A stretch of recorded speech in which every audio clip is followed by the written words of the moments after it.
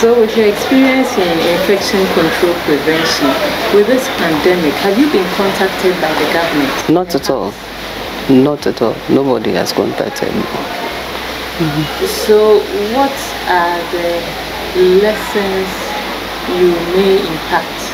If they were to contact you, what are the lessons you may impact? Well, you know, it's because of this, my passion for infection prevention and control, that this Veronica bucket came about.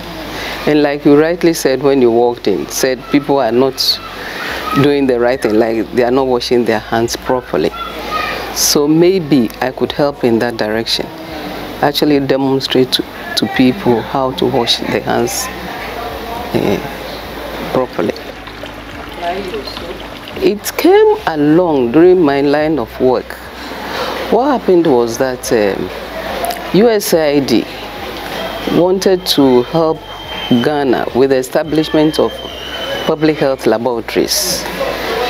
So they sent down a consultant, a laboratory advisor, to the country to work with the laboratories to come up with the project.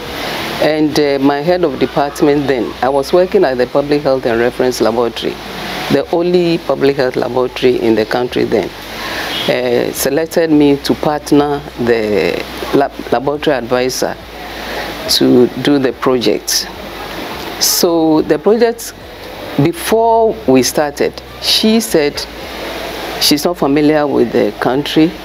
We have to do baseline studies of selected laboratories across the country, like a tertiary lab, a regional lab, a district lab, a sub-district lab, and then a health center. So we traveled around and observing, you know, what the situation was like, how people were doing their various lab procedures, including infection prevention, because you know the sort of samples that we are dealing with, presumed to contain germs, parasites or viruses. So we realized that there's a gap, there was a gap there. People in the laboratories, mind you, we were concentrating on the laboratories then, in spite of the fact that they were dealing with blood and body fluids, which we could possibly contain some germs, the hand washing, hand hygiene wasn't the best, especially in facilities where they didn't have running water. So because for proper hand hygiene, you need running water, aside the soap and the drying. We realized that people were using bowls of water to wash their hands. But mind you, this bowl of water is stagnant. And even if it's only one person using it, it's only clean the very first time the person uses it. But subsequently, it's contaminated. So are you washing your hands to clean your hands or recontaminate your hand? So that was what inspired me to do something about it. Even where they had running water, like I said, the hand washing wasn't being done properly.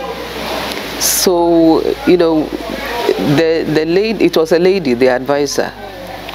Every evening we sat down to discuss what we had seen and how best to go about with solving some of the problems. Then I think it was a divine intervention. It just occurred to me to fit a tap to a container. How did I get the idea? It was around that time that the people who sell cocoa, the Hausa cocoa and the other porridges, they have started using aluminum containers, these aluminum containers we are seeing now, to sell the cocoa. It just occurred to me, we could fit a tap to this container to produce running water. So I had that discussion with her and he said, well, it was a good idea. So I should have one made, which I did. And then we put in water in it, and when we started the training, that was what we used to train people how to wash hands and do it properly. When we started using them for the training, the facilities that we visited bought into it, so they had similar containers made and they were used in the laboratories. But like I said, the issue was about running water. If the laboratory didn't have running water, it means probably the whole facility, like the clinic or the hospital, didn't have running water either. So they bought into the idea and had some of these containers made and were being used, labor wards, the lying-in wards, even doctors' offices. So the whole thing started from the laboratories, then it spread out to the health facilities in general. And now the rest is history. You know what is happening.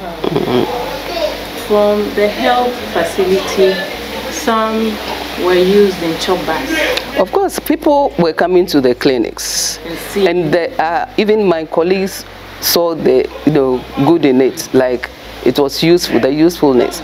So obviously, some of them even asked me to have some made.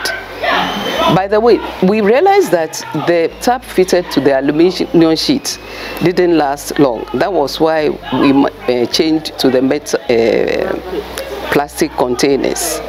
So some of them asked me to have some made, which they bought from me and took to their homes.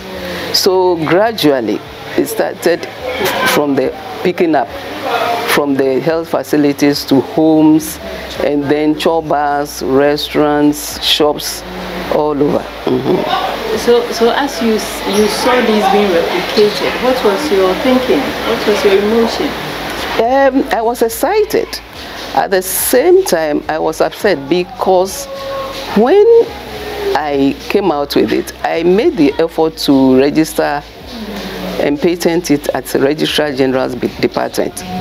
The bureaucracy was a bit much for me. It was so frustrating. And when I was in active service, by 7 a.m. I was in the laboratory, so that the results, I made sure the results of the previous day would be ready before the patients came in. And I didn't have time, go come, I just gave up. Although I was happy that this thing was, scaling up, I was upset that I couldn't register and patent it.